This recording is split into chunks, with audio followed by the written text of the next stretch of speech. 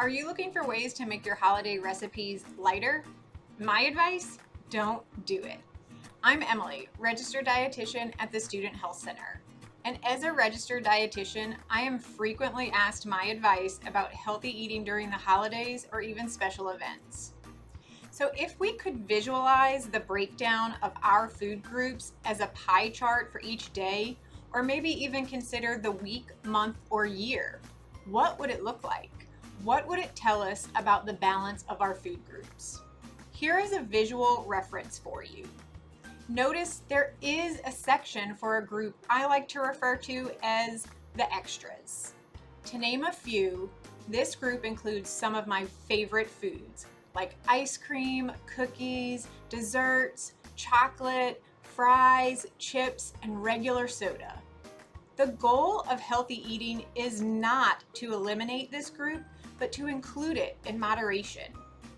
Over-restriction or deprivation of foods we enjoy can actually lead to an unhealthy relationship with food and sometimes overeating, lack of control eating, or even binges. On the other hand, if the extras group consumes a large part of your pie chart on a regular basis, this could lead to nutrition or caloric imbalance. Moderation is the least exciting and interesting advice I provide, but it is a key to long-term sustainable goals, as well as just enjoying some of our favorite foods.